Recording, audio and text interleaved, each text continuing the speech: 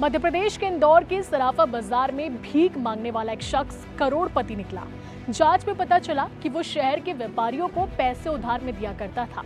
इस शख्स का नाम मंगीलाल है, जो शारीरिक रूप से दिव्यांग है। इसके पास 3 घर, 3 ऑटो और एक स्विफ्ट डिजायर कार है। साथ ही उस कार को चलाने के लिए ड्राइवर भी उसने रखा था।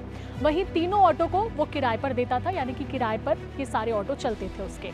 मंगीलाल 3 मंजिला मकान, 600 वर्ग फुट का घर और एक फ्लैट का मालिक है। ये खुलासा तब हुआ जब महिला एवं बाल विकास विभाग ने भिक्षावृत्ति उन्मूलन अभियान के तहत उसे रेस्क्यू किया। उसने रेस्क्यू टीम को इस दौरान बताया कि वो खुद कभी भीख मांगने नहीं गया। उसकी हालत देखकर लोग खुद ब खुद उसे भीख दे देते थे। वो भीख में मिले रुपए से ज्वेलरी कारोबारियों को लोन देता है और उनसे रोज या फिर हफ्ते में हाई इंटरेस्ट पर ब्याज वसूलता है। पूछताछ में सामने आया कि वो प्रतिदिन करीब 500 से 1000 रुपए तक की आमदनी कर रहा था।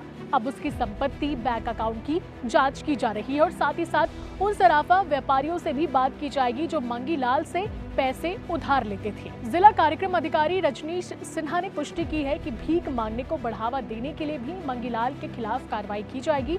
वो सूदखोरी में भी शामिल है, जो एक अपराध है।